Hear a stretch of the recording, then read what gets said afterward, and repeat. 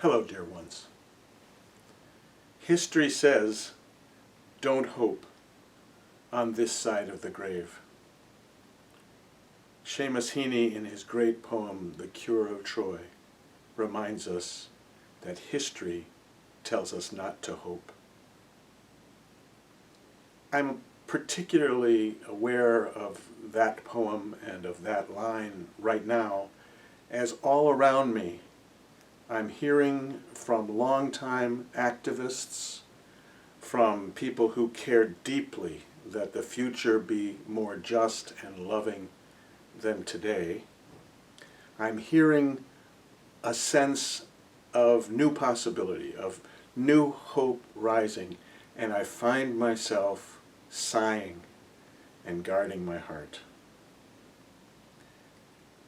We can't live without hope. We can't live without knowing deep in our bones that it is possible that change will bring greater love and greater justice to the world, greater equity, greater inclusion. And yet, how many times have we felt that glimmer of possibility?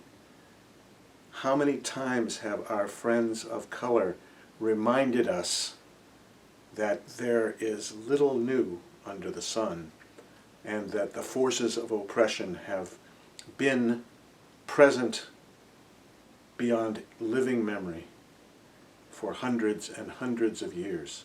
Human beings have divided hearts. And I, right now, am guarding mine while trying to remember what my real work is, what our real work is. There is a need for us now to stay focused. Focused on our own lack of clarity. And the hour I'm talking about right now is white progressive people. Yes, there is an election coming, and by God's grace and with a hell of a lot of hard work, progressive forces may well take hold again. And what we need to do is to be with one another in real ways, to ask the really difficult questions about how we live our lives now and how we intend to live our lives in the future, and most importantly, how we will hold ourselves and one another accountable to the deeply troubling, deeply uncomfortable anti-racist work to which we continually commit our lives. I don't have any easy answers. I don't even have any difficult answers. I just know we're leaning into it.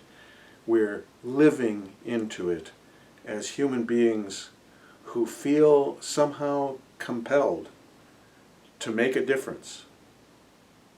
This time, we will follow.